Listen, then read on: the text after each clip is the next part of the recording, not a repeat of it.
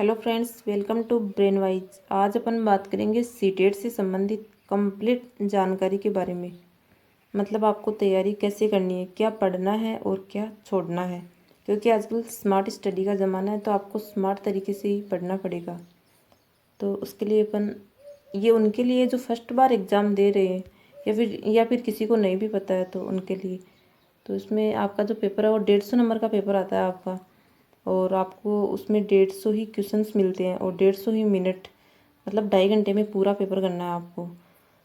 तो आपको इस प्रकार एक क्वेश्चन के लिए 1 ही मिनट मिलेगा और 1 ही नंबर मिलेगा उसके लिए। तो ये रहा, और नेगेटिव मार्किंग है नहीं इसमें।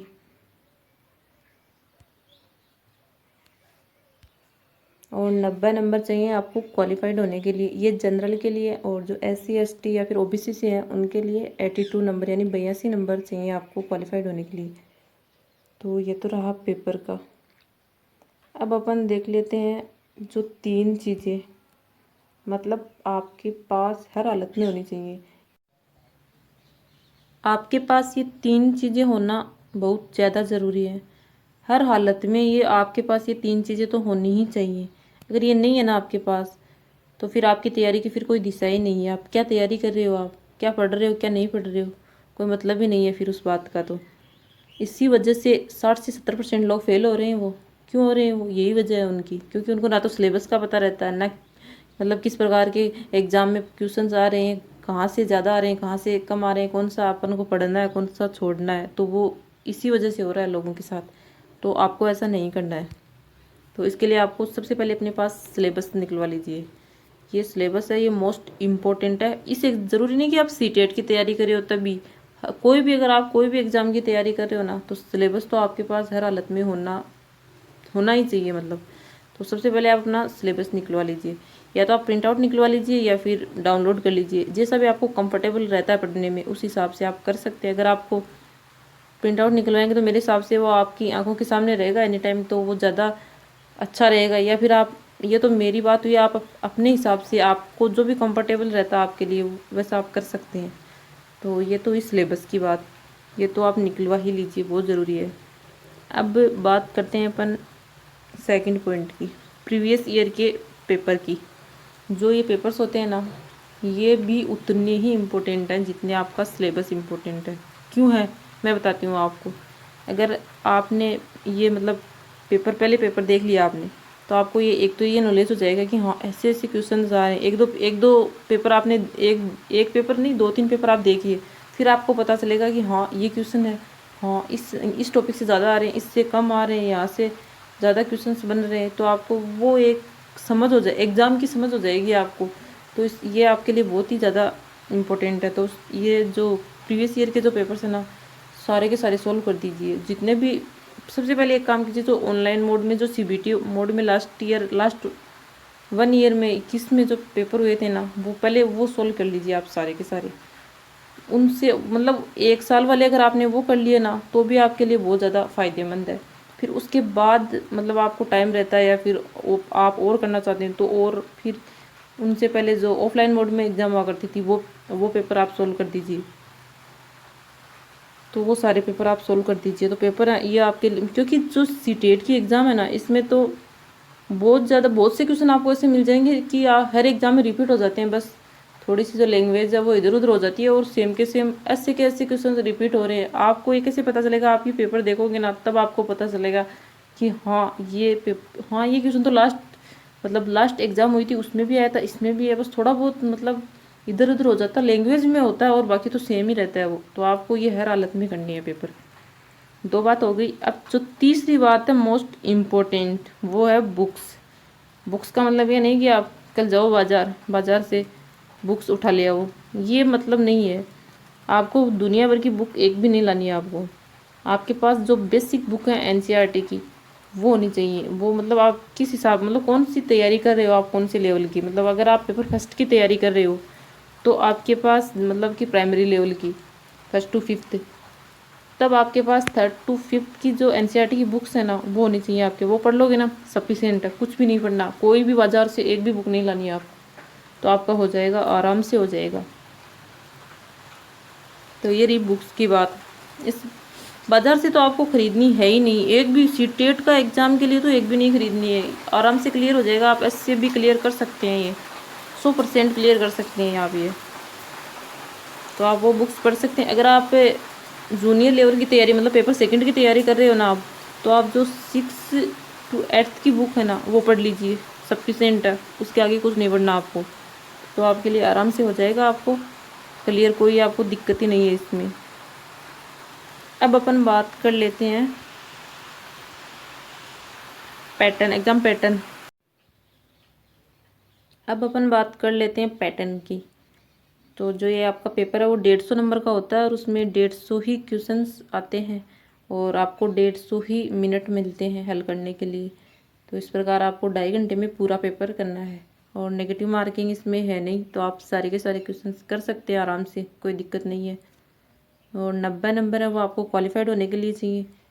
ये जनरल कैटेगरी वालों के लिए है और जो SC ST या फिर OBC से हैं उनके लिए है 82, उनको 82 नंबर चाहिए क्वालिफाइड होने के लिए। तो ये तो हो गई बात। अब अपन देख लेते हैं इसमें कि आपके यहाँ 2 पेपर होते हैं इसमें। CTET के लिए 2 पेपर होते हैं, पेपर फर्स्ट और पेपर सेकंड।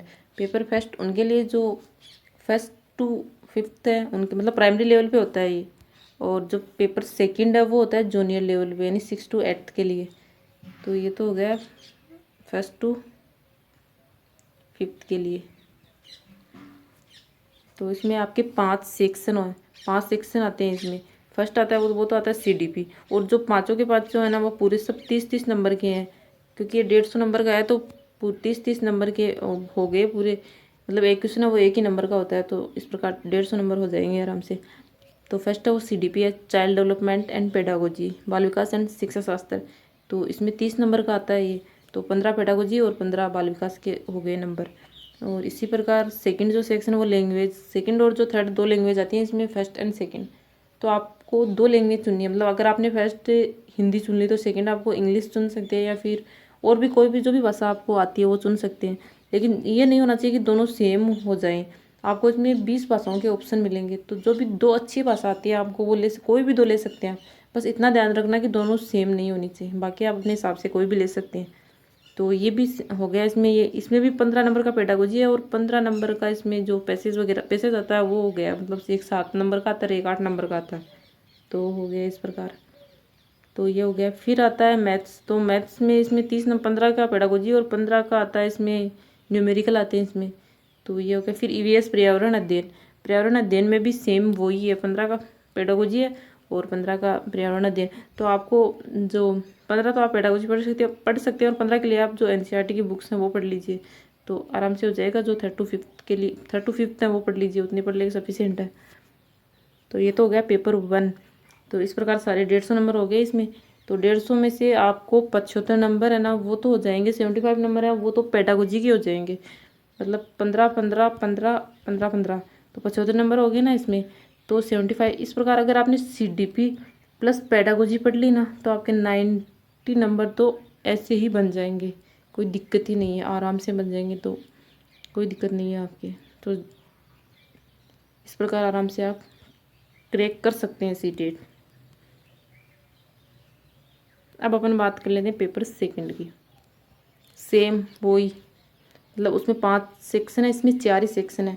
ये 3 तो सेम ही हो गया, CDP लैंग्वेज, दोनों लैंग्वेज, और 3 तो सेम हो गया। मतलब उसमें मैथ्स और EVS है तो वो नहीं है इसमें, उसकी जगह इसमें वो है कि अगर आपने ग्रेजुएशन कौन से सब्जेक्ट से किए, मतलब अगर आपने साइंस से ग्रेजुएशन किया ना तो आपको मैथ्स एंड साइंस ये लेना है, और अगर आपने मतलब BSc किया ना तो आपने ये मैथ्स एंड साइंस लेना, अगर आपने BA या फिर BCom किया ना तो सोशल साइंस ये लेना आपको। तो बस इतना ही फ़र्क है, और बाकी ये तीन है वो तो सेम ही है।